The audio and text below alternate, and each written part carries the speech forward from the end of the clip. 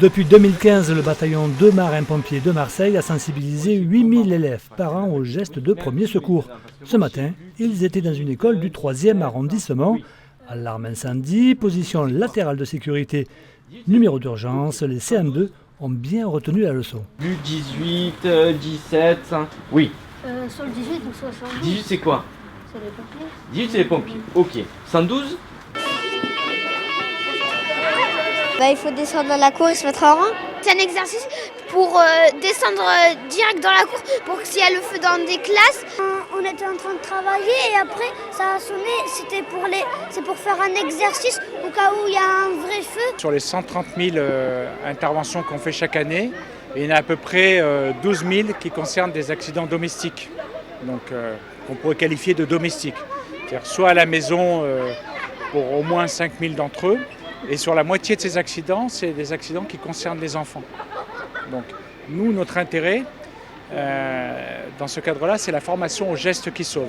C'est-à-dire apprendre aux enfants, et là c'est des enfants de 10 ans, à pouvoir avoir des bons réflexes pour mettre en position son papa ou sa maman si elle tombe, pour essayer de faire le bon geste si un enfant absorbe quelque chose, pour appeler le bon numéro de téléphone et décrire ce qu'il a vu. Et ça, pour nous, c'est vital parce que c'est 5 à 12 000 interventions sur lesquelles on peut agir plus vite, en fait. C'est ça l'enjeu. J'aimerais être pompier parce que c'est bien et je sauve la vie des gens pour sauver les gens et ils seront contents de mon travail. Et j'ai appris des choses que moi, avant, je ne savais pas. Et que je vais les garder dans ma tête pour si un jour j'ai un incendie ou quoi, eh ben, je sais qu'est-ce que je dois faire. Aujourd'hui, j'ai appris beaucoup de choses.